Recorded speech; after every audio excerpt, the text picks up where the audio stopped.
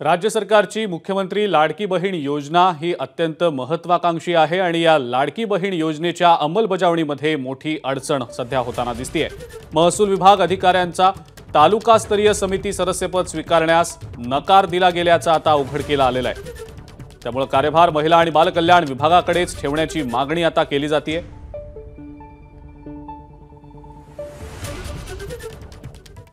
दरम्यान शासनाने सदस्य सचिवपद तहसीलदारांकडेच ठेवण्याची बळजबरी केली तर या योजनेचं काम नाकारल्याशिवाय तहसीलदार संघटनेसमोर पर्याय राहणार नाही असं मत तहसीलदार नायब तहसीलदार संघटनेचे कार्याध्यक्ष सुरेश बगळे यांनी स्पष्ट केलंय। त्यांच्याशी याच संदर्भात आमच्या प्रतिनिधींनी संवाद साधला, आपण पाहूया।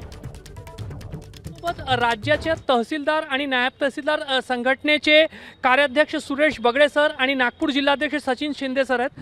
सर, नेमकं कारण काय आहे? तहसीलदार या योजनेमध्ये तालुकास्तरीय समितीवर सदस्य सचिव होण्यासाठी का तयार नाही? नाही, सदस्य सचिव न होण्याचं कारण असं आहे की ही योजना जी आहे ती एक महसूल विभागाची नाही आहे, महिला व बालकल्याण विभागाची ही योजना आहे आणि ही योजना अत्यंत महत्त्वाची आहे आणि ही योजना खूप व्यापक आहे आणि ही व्यापक असल्यामुळे पूर्ण महाराष्ट्राच्या ज्या आपल्या बहिणी वगैरे आहेत, महिला वर्ग आहेत, त्यांच्यासाठी ही महत्त्वाकांक्षी योजना आहे। ही आपण पाहत असाल की जेव्हापासून या योजना घोषणा झालेली आहे तेव्हापासून खूप मोठ्या प्रमाणात गर्दी झालेली आहे। सगळीकडे अंमलबजावणी करता मोठ्या प्रमाणात अर्ज येत आहेत त्याचे आणि त्या अनुषंगाने आमचं असं म्हणणं होतं की ही योजना महिला व बालकल्याण विभागाची असल्यामुळे त्याच विभागाचा अधिकारी त्या योजनेचा तालुकास्तरीय समितीचा सदस्य सचिव असायला पाहिजे। तहसीलदारांना सदस्य सचिव केल्यामुळे काय होते की तहसीलदारांकडे यापूर्वीच ऑलरेडी खूप सारी कामे चालू आहेत सध्याच्या स्थितीमध्ये। अशा स्थितीमध्ये ही अंमलबजावणी करताना तहसीलदार त्याचे कामं सांभाळून ही योजना राबवू नये, म्हणजे जे काही शासनाचं जे धोरण आहे की ही योजनेचं इम्प्लिमेंटेशन तात्काळ व्हावं, याला कुठेतरी अडचण होऊ शकते कारण की त्याच्याकडे ऑलरेडी खूप सारी कामे आहेत।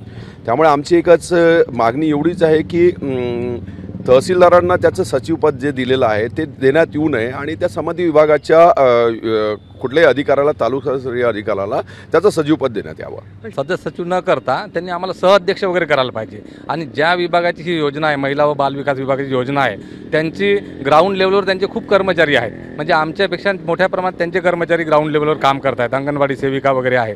त्यामुळे त्यांना ही सदस्य सचिव पदाची जबाबदारी देऊन आम्हाला त्याच्यामध्ये सहअध्यक्ष वगैरे त्यांनी करायला पाहिजे असं आमचं एवढं म्हणणं आहे। आवश्यक जे दाखले आहेत ते तहसील कार्यालयातून दिले जातील, मात्र त्याची अंमलबजावणी करताना जे काही निर्णय घ्यायचे ते महिला बालकल्याण विभागाचे अधिकारी चांगल्या पद्धतीने घेऊ शकतील असं तहसीलदार संघटनेचं म्हणणं आहे। कॅमेरामॅन अतुल हिरडेसह रजत वसिष्ठ, एबीपी माझा, नागपूर। नमस्कार। मन शुद्ध तुझं ही वेगळ्याच प्रकारची मालिका तुम्हा सगळ्यांना खूप आवडली होती। याचा दुसरा सीझन कधी येणार अशी विचारणा झाली। प्रतीक्षा संपली आहे मित्रांनो, येतोय मन शुद्ध तुझंचा दुसरा सीझन। होई मन शुद्ध तुझं।